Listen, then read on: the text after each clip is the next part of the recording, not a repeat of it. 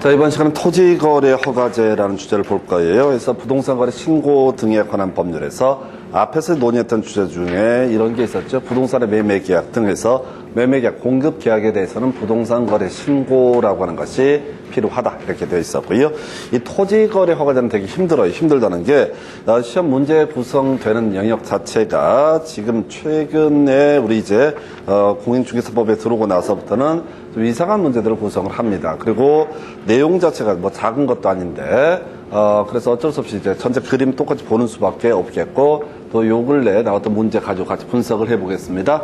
자, 일단은 이 토지거래 허가제는 여기서만 필요한 것은 아니고요. 저기서 문제가 되죠. 우리 민법에서 공부하는 개념 중에 그런 게 있죠. 어떤 법률 행위라고 하는 것이, 법률 행위라고 하는 것이 무효가 되는 경우가 있다라고 해서 몇 가지 이슈가 됐던 것이, 소위 민법상의 강행 규정에 위반하면 어떻다? 이것은 무효인 법률 행위다. 그래서 나중에 이제 공부하게 될 그런 거 있잖아요. 지금 임차인이 임대인에 대해서 임대자가 끝났을 때 지상물의 매수 청구권이라든가 부속물의 매수 청구권을 행사할 수 있다. 자, 근데 이것을 배제하는 특약이라는 것은 무효, 이런 식으로 논의가 되게 되죠. 또 하나 이제 이슈가 될 게 비용 상환 청구권을 배제하는 특약은 유효, 이렇게 해석을 하게 됩니다. 그래서 필요비나 유익비에 대해서 자, 이것을 배제하는 특약이 있다면 민법에서 원래 임차인은 필요비 상환 청구할 수 있다, 유익비 상환 청구할 수 있다라고 되어 있는데 이것을 배제하는 특약이 있다면 그 특약은 유효, 이런 게 있겠고, 그 다음에 지금 논의할 쟁점은 그거죠. 바로 법규 중에서 뭐 하지 마라, 행정법규에서 금지를 하고 있는 규정이 있습니다. 하지 말라고. 그런데 이 행정법규에 위반했을 때 이게 무효가 되는 경우가 있고, 그 다음에 그 법률행위 자체는 유효가 되는 경우도 있다라고 되어 있어요. 그래서 자, 행정법규 위반해서 우리 이제 공부했던 것 중에서 뭐가 있었냐면은 저거 있었다. 바로 자, 중개보수 초과수수 금지 규정이라고 하는 거. 그래서 중개보수, 법정 중개보수를 초과해서 수수하게 되면 이건 뭐가 된다? 초과하는 부분은 무효가 되게 된다. 이런 걸 우리가 이름하여 뭐라 부르냐면 효력규정이라고 해석을 하게 됩니다. 효력규정. 그래서 효력규정이라고 하는 것에 위반되면 그 부분은 어떻다? 무효가 된다. 그래서 이자 제한법에 따른 그 제한 이자율을 뛰어넘는 이자를 받았다. 그건 무효로 해서 다 토해내야 된다. 그 다음에 이제 단속규정이라고 하는 것이 공인중개사법에서 뭐가 문제가 되냐면 개업 공인중개사와 중개의뢰인 간에 직접 거래라는 것은 어떻다? 금지가 되게 된다. 근데 직접 거래를 했을 때 자, 이 그 거래 자체 3년 3천의 처벌을 받는 건 별개의 문제로 이 자체는 어떻다? 유효하게 그 개업 공인중개사가 부동산을 취득할 수 있다. 이걸 우리가 단속 규정이라고 부르게 됩니다. 그래서 효력 규정과 단속 규정이라는 개념이 있는데, 하여튼 법을 위반했는데 무효가 된다라고 해석하면 그걸 효력 규정이라고 부르게 될 테고, 법을 위반했는데 그 법률행위 자체는 어떻다? 유효하다라고 전제하면 이걸 뭐라고 한다? 단속 규정이라고 부르게 됩니다. 그래서 지금 공인중개사법 이행에서는 효력 규정, 단속 규정 관련해서 계속해서 이슈가 되고 있는 것이 저 얘기죠. 바로 직접 거래하고요. 그 다음에 중개보수, 법정 중개보수 초과수수. 그 외에 저런 것도, 자, 요것도 이제 이슈가 되게 될 테고, 그 다음에 이제 문제, 굳이 뭐 해석하면 우리가 전형적인 케이스가 뭐가 있을까요? 전속 중개 계약을 체결할 때, 자, 국토교통부령이 정하는 전속 중개 계약서를 가지고 어떻다?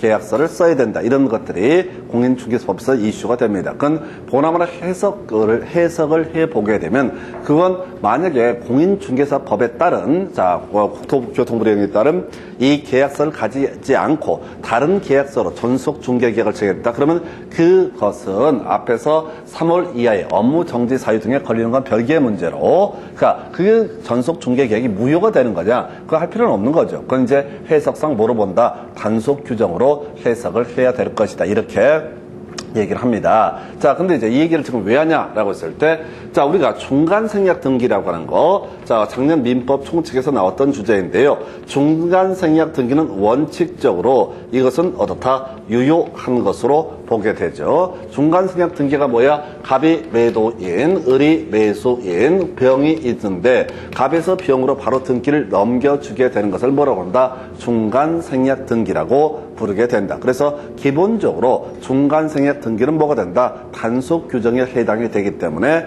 이 병이라는 사람은 뭐 처벌을 받고 말고는 별개의 문제로 최소한 이 부동산의 소유권을 취득할 수 있다. 또 모두 생략 등기라고 해서 원래 대장상 최초 소유자가 토지 또는 건물에 대해서 소유권 보존 등기를 해야 되는데 대장상 최초 소유자로부터 이 부동산을 취득한 사람이 자기 명의로 소유권 보존 등기를 하는 것을 모두 생략 등기라고 부르게 됩니다. 이런 것들도 소위 단속 규정에 해당이 됩니다. 처벌을 하는 건 별개의 문제로 기왕에 이렇게 이루어지면 어떻다? 이것은 유효한 것으로 해석한다 해서 다시요. 중간 생략 등기는 일단 어떻다? 유효한 것으로 보게 된다. 처벌은 받습니다. 이게 왜 이렇게 가는 거냐? A, B, C 이런 식으로 계속 전매가 이루어졌을 때 만약에 20여 년 전에 중간 생략 등기가 있었으면 무효니까 다 나가리가 된다 이렇게 할 수는 없다는 얘기죠. 그래서 거래질서의 안정을 위해서 바로 이 부분에 대해서는 어떻다? 중간생략 등기는 유효한 것으로 해석을 하게 된다. 그런데 자 허가구역 안에서의 중간생략 등기라고 하는 것은 뭐가 된다? 무효가 되게 된다. 해서 우리 부동산거래 신고 등에 관한 법률에 따르게 되면 이 허가구역 안에서는요 매도인하고 매수인 두 사람이 어떻다? 토지거래 허가처분을 받아야 됩니다. 그런데 매도인 매수인 허가를 받는 게 아니라 갑하고 병이 둘이 가서 토지거래 허가를 받았다. 그러면 바로 부동산거래 신고 등에 관한 법률 위반이 되기 때문에 이 부분은 어떻다? 무효가 되게 된다. 해서 이걸 굳이 해석하면 그냥 중간생략 등기는 유효하다. 그런데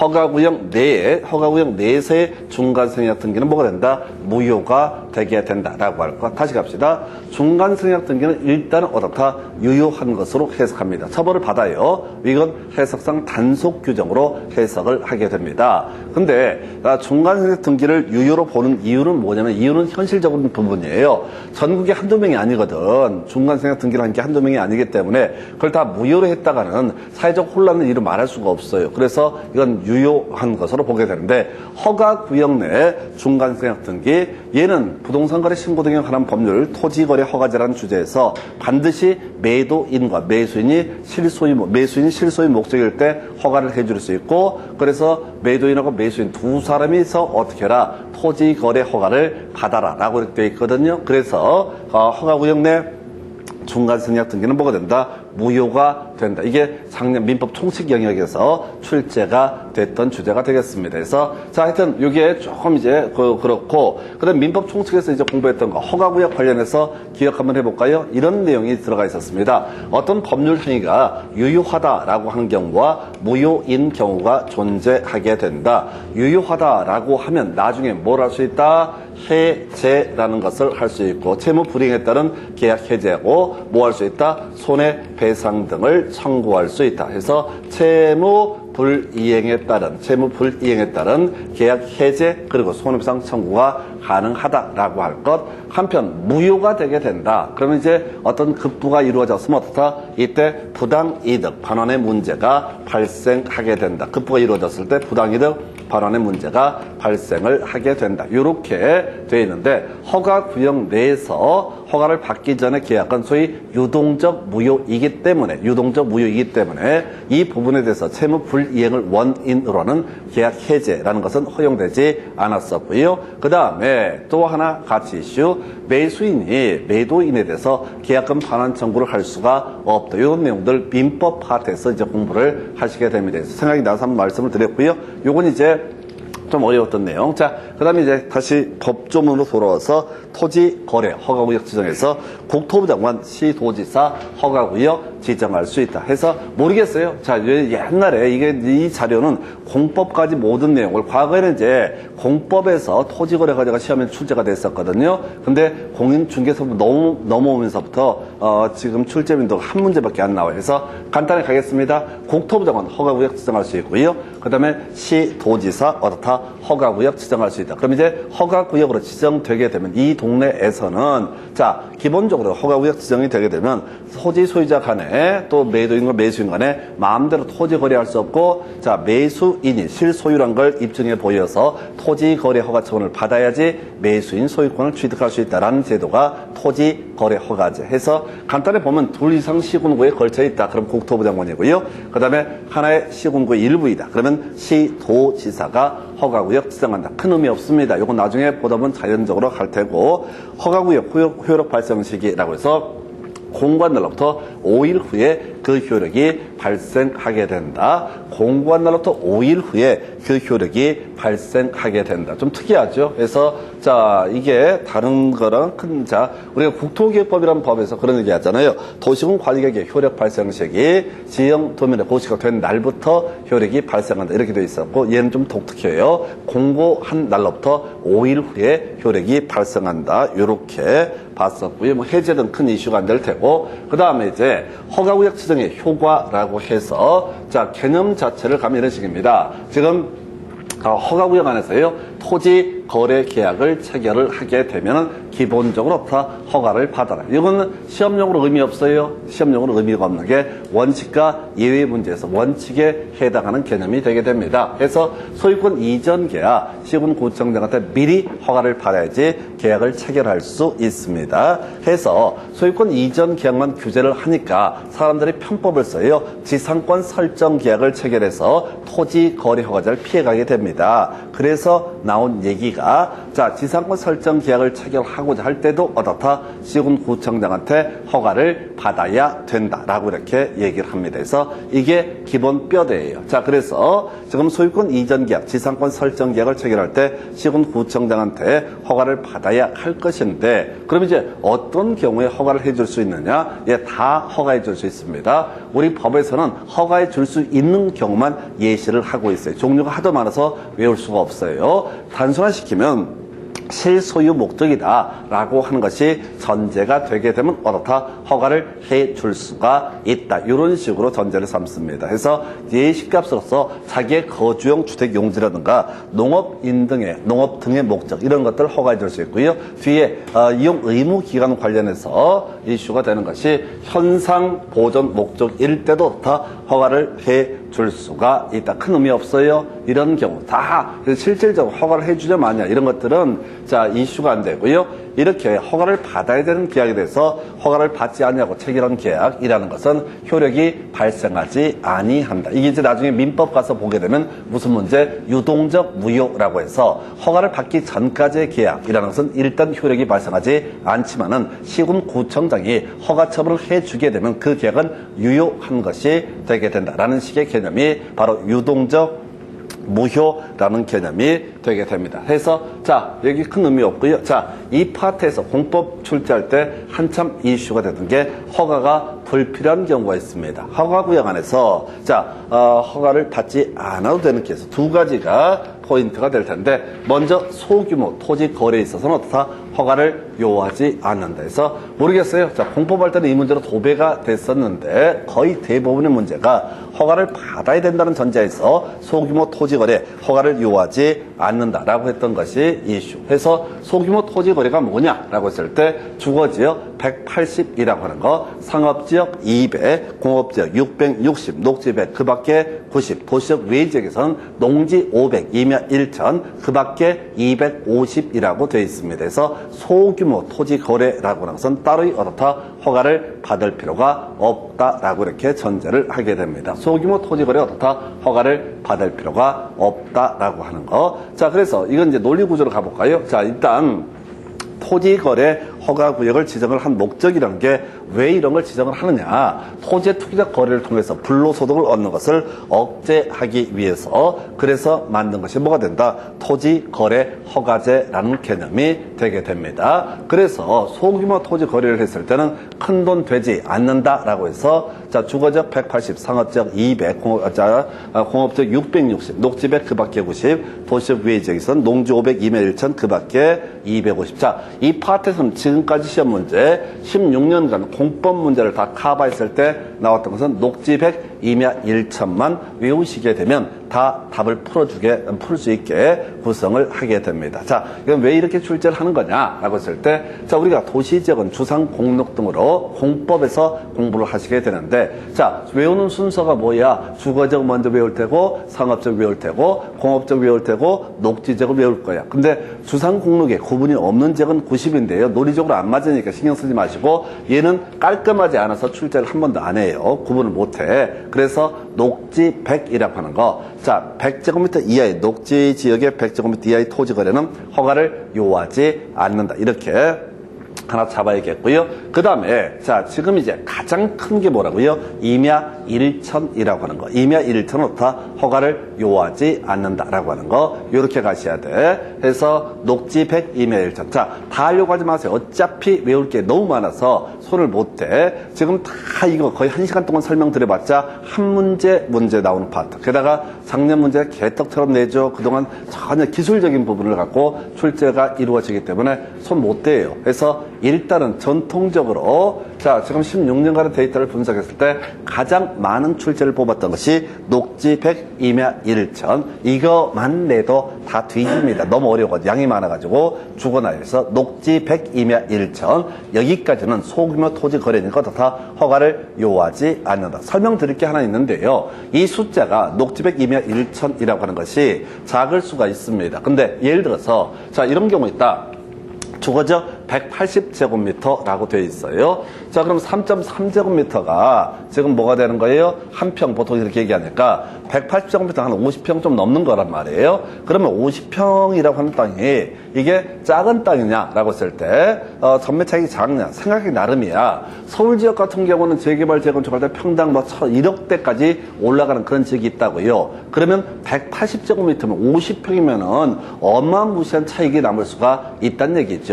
예, 그래서 이게 땅값이 비싼 지역에 대해서는 이 면적이 얼마? 10%까지 다운을 시킬 수 있습니다. 허가구역 지정 공고를 할 때 이것에 10%까지 다운을 시킬 수가 있다고. 한편 리미아 1천이라고 하는데, 자, 시골 지역에 그런 경우 있어요. 평당 2천원짜리 임야가 있다 하십시다. 근데 이게 평당 3천원 뛰었다라고 하면 경우에 따라서 뭘 지정할 수 있다? 허가구역으로 지정할 수 있다. 근데 평당 2천원에서 3천원 뛰어봤자 1000제곱미터 해봤자 얼마 돈 안 돼. 그래서 이때는 최대 3배까지 어떻게 할 수 있다? 면적을 늘릴 수가 있다. 근데 시험과는 아무 관련 없어. 우리 시험 보실 때는 녹지 100, 2며 1천 이하의 토지 거래에 대해서는 어떻다? 허가 없이 거래할 수 있다라고 하는 거. 요렇게 요건 그림을 잡고 가셔야 돼. 녹지 100, 2며 1천은 어떻다? 허가 없이 거래할 수 있다. 그래서 또 하나 이슈가 되는 게 법률 규정에 따른 부동산 물권 변동. 자, 요건 이제 민법 공부가 돼 있으면 겁나 쉬워지게 되는 부분이죠. 우리가 민법 187조 법률 규정에 따른 부동산 물권 변동에서, 자, 따로 이 등기를 안 해도 이미 법적 효력, 물권 변동 효력이 발생하게 되는 것을 민법 187조 상속, 공용징수, 판결, 경매 그 밖에 법률 규정에 따른 부동산 물권 변동은 등기 없어도 다 효력이 발생한다. 예를 들어서 지금 수용, 공용징수와 수용은 같은 얘기인데요. 수용 개시 이래 이미 어떻다? 사업 시행자가 그 소유권을 취득을 하게 된다. 두 번째, 경매, 매수인이 매각 대금을 완납했을 때 어떻다? 이미 소유권을 취득을 하게 된다. 그래서 이건 굳이 어떻다? 허가를 받을 필요가 없다. 뭐 상속도 마찬가지 논리 구조인데 법에서는 명시를 하고 있는 게 17개인데 그중에서 수용 경매가 주요 이슈가 되게 됩니다. 그래서 이게 민법이랑 짬뽕이 되면 금방 이해하실 수 있는 거야. 수용 경매는 따로 이 등기 안 해도 뭐라고요? 이미 소유권을 취득을 해버리는 거잖아요. 그러니까 굳이 허가를 받을 필요가 있다 없다 이런 해석이 가능해지게 됩니다. 그래서 수용 경매해서 결국은 토지 거래 허가 구역 내에서 지금 소유권 이전 계약, 지상권 설정 계약 등 기본적으로 허가를 받는 게 원칙인데 요즘 문제 깔끔하게 냅니다. 그래서 무조건 허가를 요하지 않는 케이스만 가지고 출제 포인트를 삼게 됩니다. 해서 수용 경매하고요. 소규모 토지 거래라고 하는 것은 다 허가를 요하지 않는다. 이렇게 가셔야 돼. 자, 시험에 나오든 안 나오든 이 정도만 준비를 하고 들어가셔야 돼. 자, 그리고 나서 지금 이제 필증 있으면 어떻다? 검인을 받은 것으로 본다. 앞에서 부동산 거래 신고 필증 있으면 어떻다? 검인을 받은 것으로 본다. 이런 게 있었죠. 그 다음에 또 하나가 토지 거래 허가증을 겨우 받았으면 어떻다? 검인을 받은 것으로 본다. 해서 외울 때 뭐라고요? 증 있으면 어떻다? 허가를 받은 것으로 본다. 뭐라고요? 증 있으면 허가를 받은 것으로 본다. 농취증은 자, 큰 이슈는 안 되는데 농취증은 우리 공법할 때 또 뒤에서 한번 공부할 텐데 자, 농취증 필요한 경우 한번 생각해 보겠습니다. 주어 신격이라고 해서 주말 체험 영농, 농지 전용 허가를 받은 농지, 농지 전용 신고를 한 농지, 마지막 경매 등에 있어서는 어떻다? 농취증을 발급받아야 된다. 그래서 농취증이라고 하는 것은 이 사람이 실제 농사를 짓는다라는 것을 입증하는 증명서류가 뭐가 된다? 농취증. 그래서 토지거래 허가를 받았다는 얘기는 농지를 샀다는 얘기거든. 농지를 사는데 토지거래 허가를 받았다는 얘기는 농사 짓는다는 게 입증이 된 거야. 그래서 농취증 발급받은 것으로 본다. 별로 중요치 않습니다. 여기서는 이제 포인트가 뭐라고요? 증 있으면 어떻다? 검인을 받은 것으로 본다. 이게 출제 포인트. 부동산 거래 신고 필증, 또 하나가 바로 토지거래 허가증이 있으면 어떻다? 검인을 받은 것으로 본다. 그 다음에 이제 검토할 게 토지 이용 의무라는 거예요. 토지거래 허가를 받았다고 했을 때 그걸로 끝나는 게 아닙니다. 일정 기간 동안 그 토지를 이용할 의무가 있다. 이렇게 해석을 하게 됩니다. 그래서요, 다 2년입니다. 다 2년이에요. 자, 그런데 현상 보존 목적일 때는 몇 년? 자, 요것만 5년 이렇게 되어 있어요. 사실은 4년짜리도 하나 있는데 뒤에서 교재 가지고 설명드릴 텐데 너무 길어가지고 시험 문제 구성을 할 수 없어요. 그래서 외우는 방법은 기본적으로 토지용 의무 기간은 다 몇 년? 2년 이렇게 갈 테고 그리고 나서 추가적으로 기억을 해야 될 게 뭐라고요? 바로 현상 보호되는 목적은 5년. 그래서 이런 문제 내면 거의 작살내는 문제입니다. 뒤에 교재 가지고 설명드릴 거야. 자, 그 다음에 지금 이 파트 이행강제금이라고 하는 것을 살펴봅니다. 1년에 한 번씩 부과할 수 있다. 어떤 경우 토지 거래 허가를 받은 사람이 토지 이용 의무를 준수하지 않고 자, 토지를 이용하고 있지 않다. 그러면 이때는 1년에 한 번씩 이행강제금 부과할 수 있다. 이것도 이미 출제가 됐었고 자, 한 번 더 기억하실 게 부과 금액이라고 하는 것을 기억을 하도록 합니다. 부과 금액이라고 해서 이게 이제 방치부터 가면 100분의 10이고요. 임대 100분의 7, 목적 변경 100분의 5라고 이렇게 되어 있습니다. 방치 100분의 10, 임대 100분의 7, 목적 변경 100분의 5라고 하는 거. 자, 그래서 요거는 이제 낸다라면 확률상 괄호 넣기 문제 정도밖에 예상할 수 있습니다. 괄호 넣기 문제로밖에 못 낼 거예요. 그래서 자, 어떤 얘기냐면 어떤 사람이 소 키우기로 허가를 받았다. 그런데 소 안 키우고 방치하고 있다. 그럼 부과금액 자, 100분의 10이라고 하는 거. 두 번째, 소 키우기로 허가를 받았는데, 자, 누가 소를 키우긴 키우는데 지가 키우는 게 아니라 임차인한테 소를 키우게 했다. 그러면 이것도 싸가지 없는 놈이니까 100분의 7. 그 다음에 소 키우기로 했다 보니까, 잘 보니까 돼지를 키우고 있더라. 그럼 뭐가 된다? 목적 변경. 승인 없는 목적 변경에서 100분의 5라고 해서 자, 금액 하나 기억하시라. 요거랑 같이 이제 기억하실 게, 자, 여러분 농지법이라고 해서 공법 파트에서 공부하게 되는 농지법에서 자, 농지를 농업 용도로 활용을 해야 되는데 농업 용도로 활용하지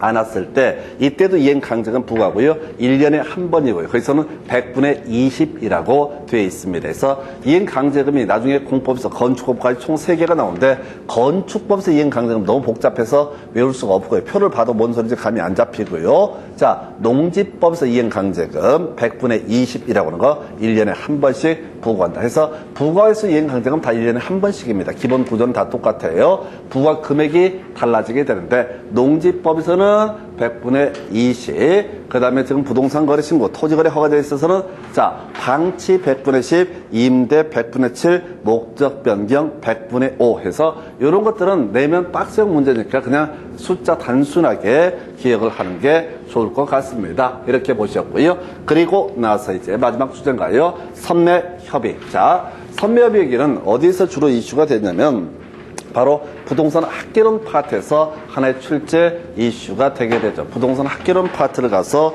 보게 되면은 자, 그런 게 있어요. 정책론 파트에서 나오는 게 바로 자, 정부가 부동산 시장에 자, 자, 개입하는 방법 중에서 직접적 개입이라는 것이 있고 간접적 개입이라는 개념이 있게 되는데 직접적 개입 중에 하나가 수용제도, 선매제도에서 공공토지 비축제도라는 것이 있게 됩니다. 해서 공적인 목적으로 땅을 사들이는 것, 이걸 뭐라고 한다? 바로 공공토지 비축. 그 방식에는 수용제도와 선매협의제도가 있다. 해서 스토리가 이렇게 가는 겁니다. 선매협의라고 하는 것은 갑이라는 사람이 소유하고 있는 X 토지를 을이라는 사람, 이게 허가구역입니다. 두 사람과 토지 거래 계약을 체결을 하고자 합니다. 먼저 계약서 쓰겠지. 그런데 아직은 계약은 어떻다? 아직은 효력이 발생하지 않은 유동적 무효 상태에 있다. 이걸 들고 시군구청장한테 오게 됩니다. 우리 토지 거래하게 해주세요 라고는 토지 거래 허가 신청을 했을 때 이 시군구청장이 보시기에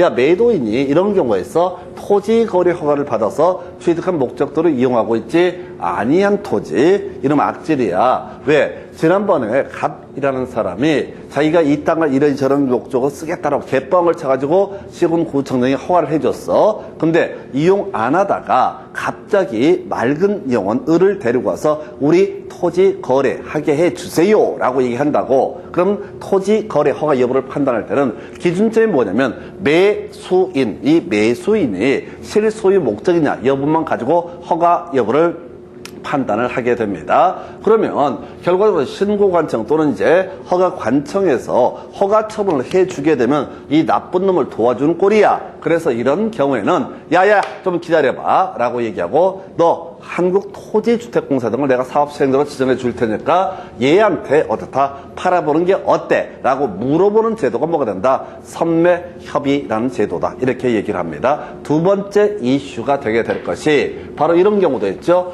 매도인이 가져온 토지가 공익사업용 토지로 마음에 들게 되면 야, 매도인 어차피 팔 건데 우리가 지정한 토지공사 등에게 팔아보는 게 어때? 라고 물어보는 제도를 뭐라고 한다? 선매협의 해서 부동산 학계론 챕터에서는 논의의 쟁점이 그거죠. 선매협의가 이루어지지 아니한 경우에는 수용할 수 있다 해서 틀리게 뽑아주는 지문이 항상 구성이 되고요. 여기서는 이제 가격이라는 게 출제 이슈가 되게 됩니다. 실제법이니까 가격해서 원래는 지금 이제 선매협의를 할 때 원칙은 뭐가 된다? 감정가. 원칙은 외우는 거 아니야? 자, 많이 안 나오는 파트 예외. 허가 신청서에 적힌 가격으로 할 수 있다. 허가 신청서에 적힌 가격으로 어떻다? 할 수가 있다. 이렇게 갑니다. 허가 신청서에 적힌 가격으로 할 수 있다. 뭔 소리냐면 갑과 을 두 사람이 토지 거래하게 해주세요는 토지 거래가 신청을 했는데 그 가격이 감정가보다 혹시 낮다라고 하면 어떻다? 신청서에 적힌 가격으로 할 수 있다. 이 정도까지 이슈를 봐야겠고요.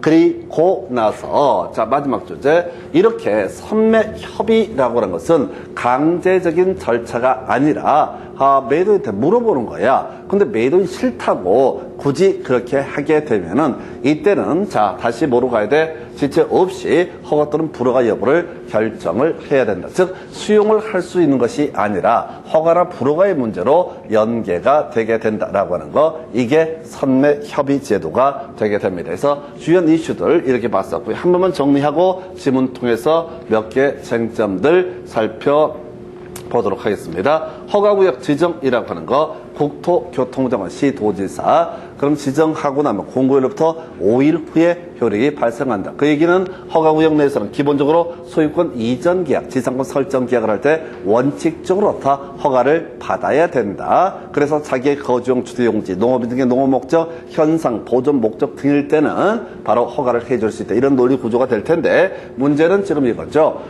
수용하고 경매 등에 있어서는 다 허가를 요하지 않는다. 그 다음에 소규모 토지거래, 녹지 100 이하, 임야 1천 이하는 어떻다? 허가 없이 거래할 수 있다. 자, 포인트를 아예 외우고 들어가야 돼. 녹지 임야만 기억하셔야 돼. 물론 통계적으로 녹지가 더 많이 나옵니다. 그 다음에 이슈가 되게 될 것이 이렇게 토지거래 허가를 받았다. 그러면 거민을 받은 것으로 본다. 허가를 받으면 그걸로 끝나는 것이 아니라 일정 기간 동안 이용할 의무가 있다. 다 2년인데 현상 보존 목적만 5년. 아까 우리 목적 허가를 해줄 수 있는 것 중에서 굳이 현상 보존을 얘기한 게 이것 때문에 그래요. 자, 그러면 이행 강제급이라고 하는 거 1년에 한 번씩 부과하고요. 100분의 10도 있고 7도 있고 5가 있어요. 그래서 방치 100분의 10, 임대 100분의 7, 목적 변경 100분의 5라고 이렇게 해석을 하게 됩니다. 그래서 요 정도. 한편, 자, 허가 신청에 대해서 좀 이따 불허가 처분에 따른, 자, 이 신청 등은 좀 이따 교재 가지고 설명드리겠고,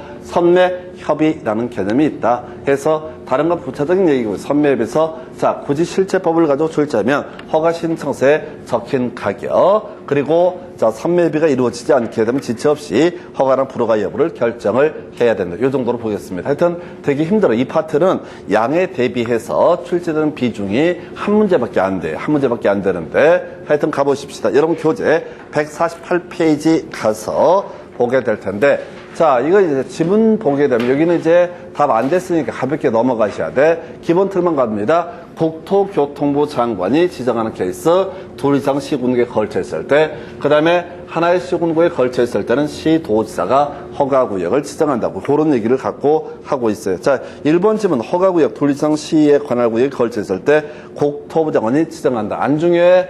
답 안 됐다고요? 한 문제 구성하는데 지정권자 이런 걸 갖고 틀리거나 맞게 해서 답을 뽑을 가능성은 거의 없어요. 두 번째, 시도지사 허가구역으로 지정하려면 자, 의견 등을 듣고 중앙도시계획의 시험이 이건 좀 유치한 질문인데 시도지사, 지방자치단체에 있는 것은 지방 또는 시도 도시계획위원회 공법이랑 같이 연계가 되는 거죠. 2번 그래서 중앙도시계획위원회 때문에 틀렸고요. 안 중요해. 답이 아니라고. 지금 자 3번 질문 허가구역이 동일한 시군구 안에 일부 지역일 때 시군구청장이 허가구역을 지정한다라고 해서 틀리게 구성했네요. 국토부 장관, 시도지사. 안 중요해. 틀리고 맞고도 안 중요해. 답이 아니야. 그 다음에 4번 시도지사. 자, 지정기간이 끝나는 허가구역을 계속해서 다시 지정하려면 뒤에 시군구청장의 의견을 들어야 한다. 오른편인데 안 중요해. 안 중요해. 이런 것들 나중에 다 봐서는 안 돼. 눈길 좀 큰일 나. 그 다음에 5번 질문 허가구역 지정 공고 내용을 통지를 해야 된다. 뭐 그러거나 말거나 얘기가 쓸데없는 소리고 그 다음에 여러분 교재 이제 149페이지 그나마 간간히 답이 되는 주제 허가구역 지정의 효력 발생 시기 공고한 날로부터 얼마? 5일 후에 효력 발생한다. 나와 있죠? 1번 오른편. 2번 질문 허가구역 지정 공고한 날로부터 5일 후에 효력이 발생한다. 오른편. 3번 질문 허가구역 지정은 공고하고 일반이 열람할 수 있는 날로부터 5일 후. 틀렸죠?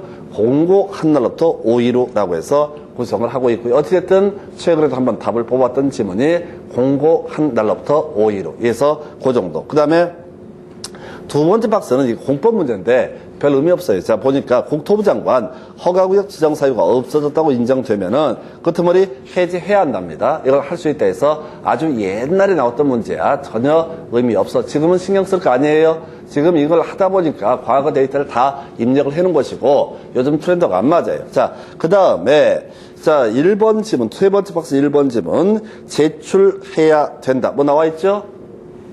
제출한다, 첨부한다, 그러거나 말거나 그러자고 그랬잖아요. 이런 것들은 이슈가 안 된다고. 그 다음에 2번 질문 생략. 옆에 자 해설 가리고 자 찍어보는 문제. 자 옆에 관련 기출 문제 29의 A형 8번 문제. 자 해설 가리시고 찍어보시자고 해서 이 문제는 푸는 문제가 아니라 찍는 문제예요.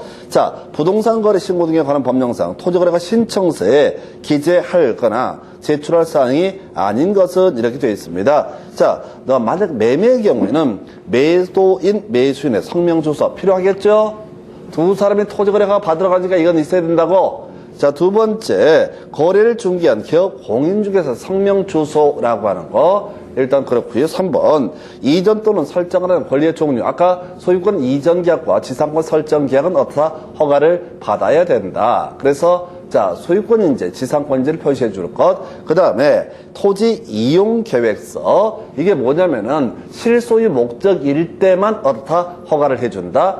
매수인이 이러이러한 용도로 활용을 하겠다라고 자기의 거주용 수용지다 이런 식으로 토지 이용 계획서가 필요하고요. 그 다음에 토지 취득 자금 조달 계획서. 투기 목적이 아니다. 있는 돈 가지고 하는 거다. 빚내서 하는 거 아니다. 그래서 답은 일단 몇 번? 2번인데 자, 출제자의 의도 설명드릴게요. 앞에서 우리 부동산 거래 신고라고 하는 것을 보게 되면은 거래 당사자가 신고를 하는 경우 말고 개업 공인중개사가 거래 계약서를 작성 교부한 경우에는 기업 공인중개사가 거래계약서를 작성 교부한 경우 부동산 거래 신고 누가 한다고 그랬어요? 기업 공인중개사가 신고한다라고 했었죠? 기업 공인중개사가 신고하는 경우에는 그 개공의 인적사항도 다 부동산 거래계약 신고서에 포함을 시켜야 된다라고 했었죠? 자, 근데 토지거래허가는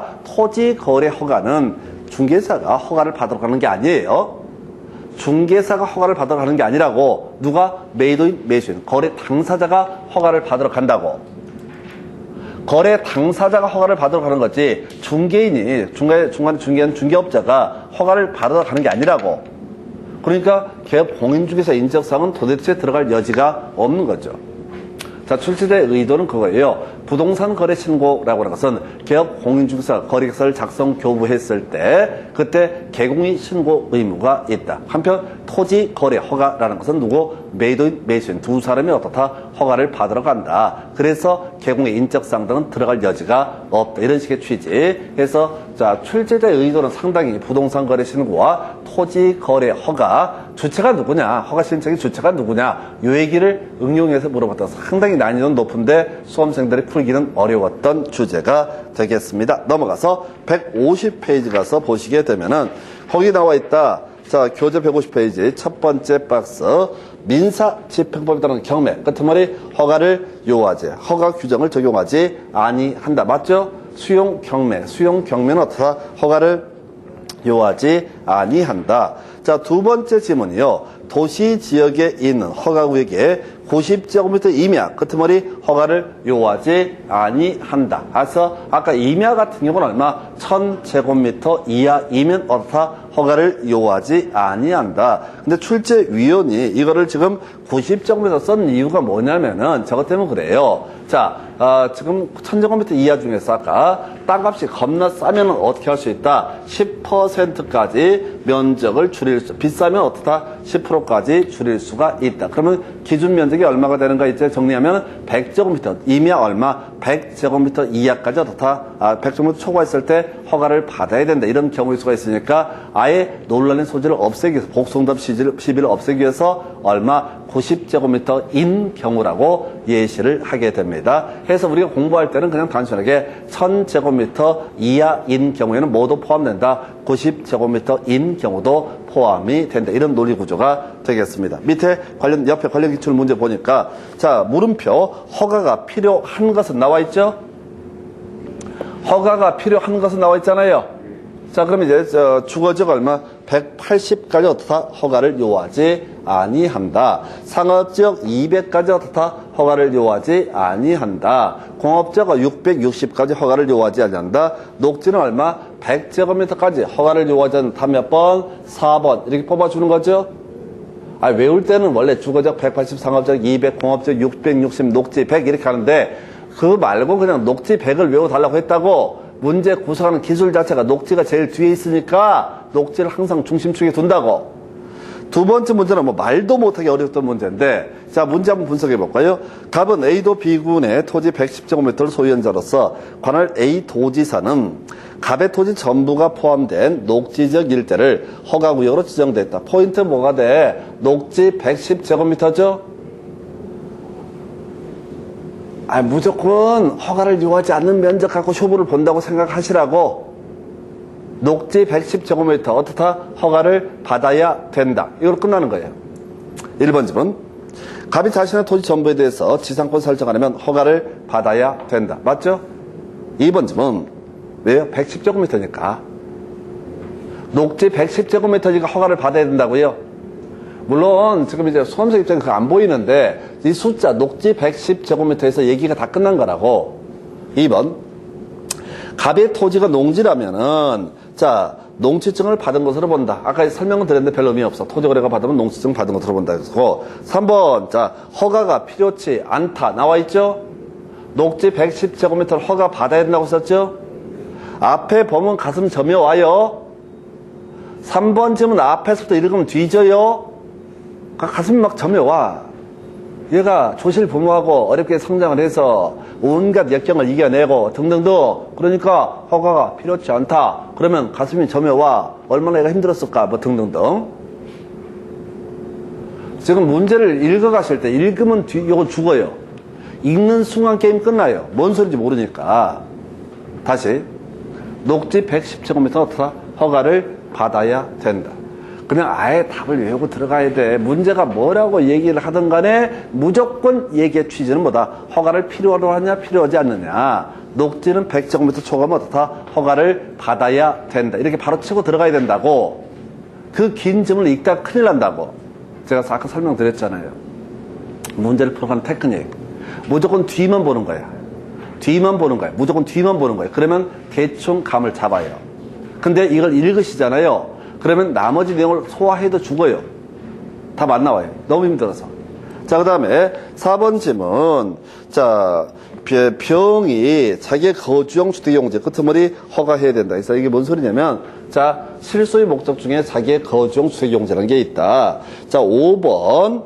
자, 1개월 내에, 자, 권리의 매수를 청구할 수 있다. 좀 이따 설명드리겠습니다. 그래서 뒤에서 나올 주제고. 그래서 답은 3번. 현실적으로 풀기 어려웠어요. 근데 그나마 이런 문제를 풀어가실 때 희망을 찾으려면 어떻게 해야 돼? 뒤만 보세요. 뒤만 보시면은, 그러니까 이걸 문장을 보고 이해를 하고 이게 뭘 거다 이런 생각을 하지를 마시라고. 알았던 지식 몇 개 안 돼. 그래서 나중에 중요한 포인트는 이런 식이야. 허가구역 공부한 날부터 5일 후에 효력 발생하는데 수용 경매는 허가를 요구하지 않고 and 소규모 토지거래 허가를 요구하지 않는다. 그래서 출제 포인트 허가를 요구하지 않는다가 포인트라고. 녹지 102매 1천 등 녹지 102매 1천 등 허가를 요구하지 않는다. 그러니까 이 토지거래 허가제 파트에서 나머지 찍어서 맞추는 건 별개의 문제고, 자, 최소한 주요 이슈가 되는 것이 한 5개 정도만 달달달 외우는 거야.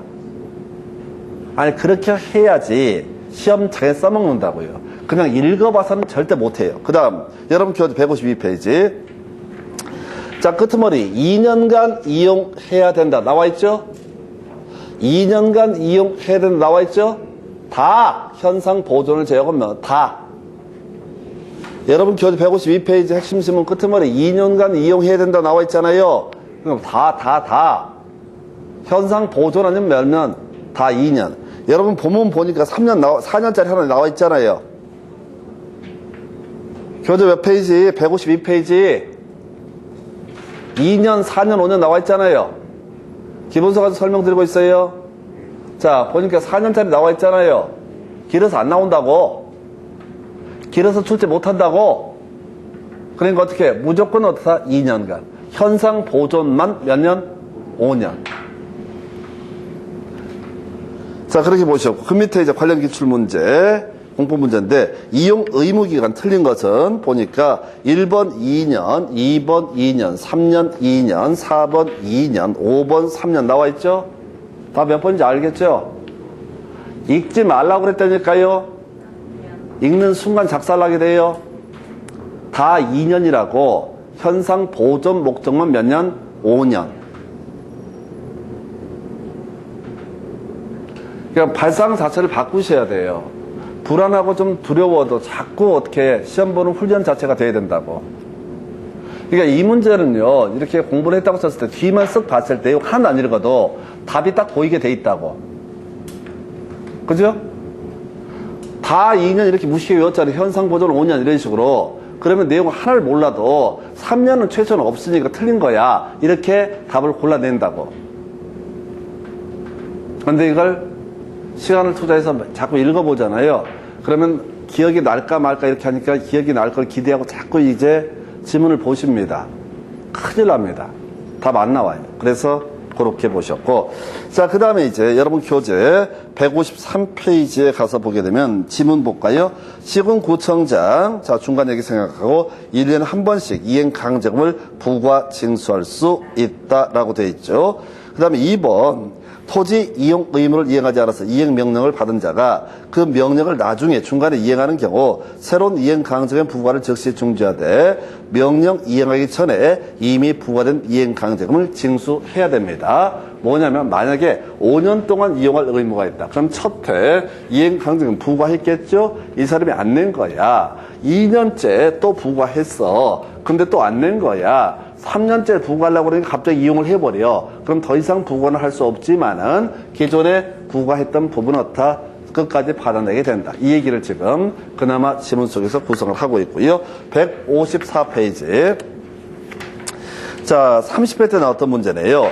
자, 부동산 거래 신고 등에 관한 법령상 이행 강제금에 대해서 개업 공인중개사가 중개 의뢰인에게 설명한 내용으로 옳은 것은 해서 1번 1년에 한 번씩 반복해서 부과 징수할 수 있다. 나와 있죠?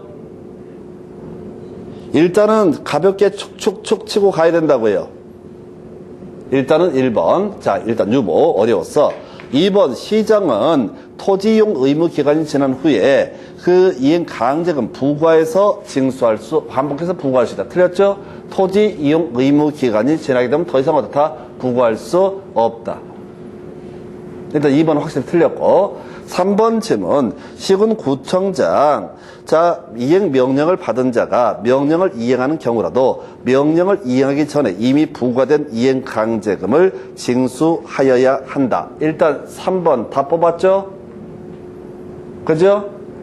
4번 질문이요. 토지 거래 허가를 받아서 토지를 취득한 사람이, 자, 지금 임대 하면 뭐야? 100분의 7 이렇게 가야 되죠? 방치 100분의 10, 임대 100분의 7, 목적 변경 100분의 5라고 했었죠? 숫자 틀렸죠? 100분의 20은 농지법 얘기고.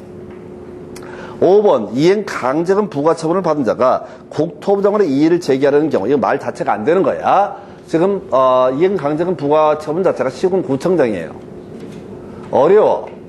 근데 답은 쉬워. 자, 다시 반성의 시간. 여러분 교재 몇 페이지? 153페이지. 핵심 지문. 153페이지 핵심 지문을 통해서 이 파트의 출제 포인트가 뭐다라는 걸 외우고 들어가야 돼. 30회 문제를 준비한다고 했을 때 그 전 지문들을 분석을 해야 된다고. 그래서 거기 2번 지문 나와 있잖아요. 2번 지문. 토지용 의무를 이행하지 않아서 이행 명령을 받은 자가 그 명령을 이행하는 경우 새로운 이행 강제금 부과를 즉시 중지하되 명령을 이행하기 전에 이미 부과된 이행 강제금은 징수해서는 아니 된다 해서 틀리게 뽑았죠?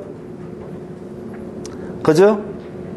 아, 그렇다고요. 자, 그래서 이 내용이 이미 두 번 비슷하게 구성이 됐고 30회 때 3번을 답으로 구성한다고. 자, 그런데 1번 지문 같은 경우 최초의 이행 명령이 있었던 날을 기준으로 1년에 한 번씩 이렇게 가게 됩니다. 근데 최초에 의무 이행 위반이 있었던 날, 이게 말이 안 되잖아. 언제부터 이용을 하는지 알 수가 없잖아요. 그래서 이용해라 라고 한번 명령한 날, 그날부터 시작해서 1년에 한 번씩. 그걸 고치지 마. 어차피 못 맞춰. 토시 못 찾았네요, 이거. 그러니까 답을 외우고 들어가야 돼. 그동안 답에서 계속 포인트를 삼아냈던 게 뭐라고요? 많이 나오지도 않았지만은 이미, 자, 이행명령을 때렸는데, 자, 기존에 부과했던 것은 끝까지 징수를 하고, 그 다음에 새로운 부과는 어떻다? 중지를 하게 된다라고 하는 거. 이게 답이 됐어요. 그러니까 지금 이 30회 문제를 보기에 앞서서 우리가 공부했던 거는 그 앞에 지문 2개 있었잖아요.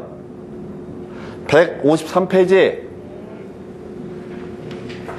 그 전에 시험에 나왔던 건 153페이지에 있는 그 지문 2개 있었잖아요. 그것만 뒤지게 냈었다고. 그럼 출제위원들은 문제를 어떻게 구성을 하든 간에 어떻게 이거 갖고 또 답을 뽑는다고. 출제는 기술의 문제. 그럼 이게 나왔으면 이제 앞으로 나올 게 뻔하지. 예를 들어서 4번 방치 100분의 10, 임대 100분의 7, 목적 변경 100분의 5 이런 게 꼬리를 물고 나올 수 있다고. 뭔 소리인지 아시겠어요? 출제는 기술의 문제예요. 루틴 자체가 정형화되어 있어. 그래서 지지난번 문제랑 조금씩 다르게는 내야 되겠다. 그러나 맥락은 바뀌지 않아. 그래서 이게 새로운 주제가 나왔으니까 이행강제금, 부과금액 등 설명드렸고, 그 다음 여러분 교재, 자, 155페이지 핵심 지문. 토지거래 허가 불허가 처분에서 이의가 있는 사람은 그 처분을 받은 날부터 1개월 내 시군구청장에게 이의를 신청할 수 있다. 그 다음에 2번 90일 내에서 틀리게 뽑았어요. 자, 이 지문이 어디? 여러분 교재 아까 154페이지에 30회 때는 뭐라고 표시를 해? 국토부 장관에게 14일에서 틀리게 뽑아내죠? 그러니까 여기 나온 지문의 대부분이 새로운 문제는 거의 없어요. 기존에 있는 문제, 흩어져 있는 걸 짬뽕을 해서 흩어내는 거야. 결국은 몇 년 사이 기출문제 쟁점들을 정확하게 외우는 게 필요해. 시간 양 때문에 그래, 양. 양이 많으니까 힘들어요. 해서 일단 그렇게. 그리고 여러분 교재 155페이지에 하단부에 관련 기출 문제. 예, 이건 미친놈들입니다. 해서 해설 위에 보이시죠? 부동산 거래 신고 등에 관한 법령상 토지거래가 불허가 처분에 있는 토지에 대해서 매수 청구를 받은 경우 매수할자로 지정되었은 자를 모두 고르시오라고 해서 위에 까만 글씨 하얀 건 중에 이에 나와 있죠?